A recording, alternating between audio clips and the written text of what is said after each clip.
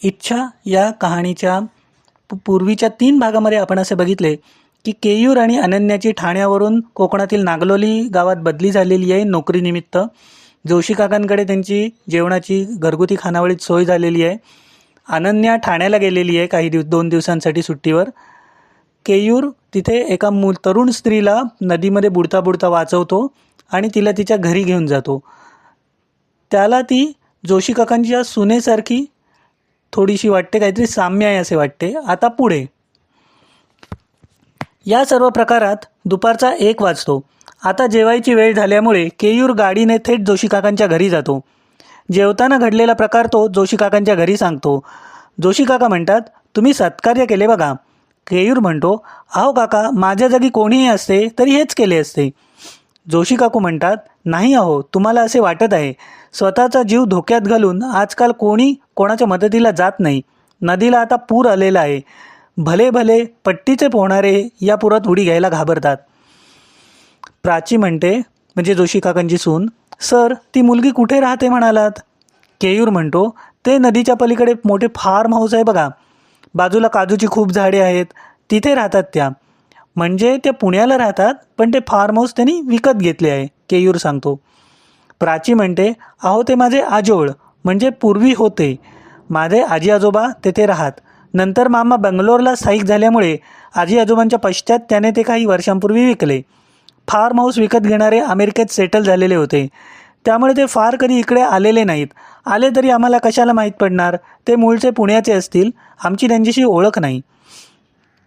आज जेवणात डाळिंब्यांची भाजी होती. केयूरला डाळिंब्या फार आवडत. केयूर म्हणतो, काकू भाजी मस्त झाली आहे, मला डाळिंब्या फार आवडतात. जेवण झाल्यावर केयूर बंगल्यावर गेला. बाहेर पाऊस पडत असल्यामुळे त्याला छान झोप लागली. थोड्या वेळाने त्याला जाग आली, ती डोरबेल वाजल्यामुळे.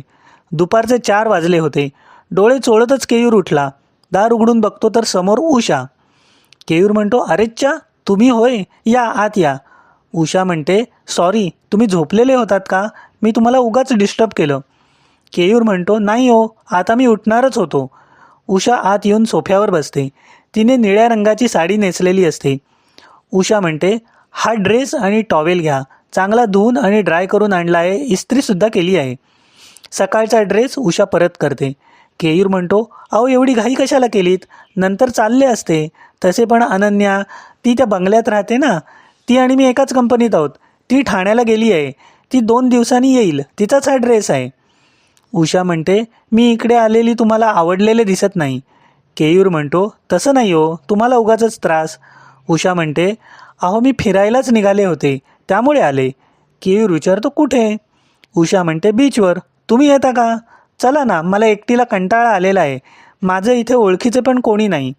खरं म्हणजे केयूरला असं मुलींबरोबर फिरायची सवय नव्हती, पण उषाचा आग्रह त्याला मोडवेना. त्याला देखील कंटाळा आला होता. केयूर म्हणतो, जरा थांबा, मी रेडी होऊन येतो. 10 मिनिटातच केयूर तयार होतो. त्याने चॉकलेटी टी शर्ट आणि डार्क ब्ल्यू जीन्स पॅन्ट घातलेली असते. दोन्ही ड्रेस ब्रँडेड असतात. शिवाय त्याच्या आवडीचा बॉडी स्प्रे मारून येतो. उषा त्याच्याकडे पाहतच बसते. केयूरच्या नजरेतून हे सुटत नाही, पण तो दुर्लक्ष करतो. उषा देखील सावरून घेत विषय बदलते. उषा म्हणते, मला बीचवर फिरायला फार आवडते, बरं झालं तुम्ही येत आहात ते. केयूर म्हणतो, माझा आज वीकली ऑफ आहे, मला एकट्याला कंटाळा आला होता, तेवढेच फिरणं होईल. कामाच्या व्यापामुळे मी इथल्या बीचवर गेलेलो नाही. केयूर बंगल्याला लॉक करून गाडी काढतो. उषा पुढच्याच सीटवर बसते. दोघेजणं 5 वाजेपर्यंत बीचवर पोहोचतात. पर्यटकांची थोडी गर्दी असते. उषा वाळूत किल्ला करते. केयूरला देखील गंमत वाटते. करिअरच्या नादात या छोट्या छोट्या आनंदाच्या क्षणापासून आपण किती लांब राहिलो याची त्याला जाणीव होते. तो देखील किल्ला बनवायला तिला मदत करतो. वाळू थापताना त्याच्या हाताचा तिच्या हाताला चुकून स्पर्श होतो, पण लाजून पटकन तो हात मागे घेतो. केयूर म्हणतो, सॉरी. उषा म्हणते, इट्स ओके. 10 मिनटं कोणीच काही बोलत नाही. तर फ्रेंड्स, आत्तापर्यंत एवढीच कथा आपण ऐकूया. या पुढचा भाग पुढील भागामध्ये बघूया. तोपर्यंत बाय बाय.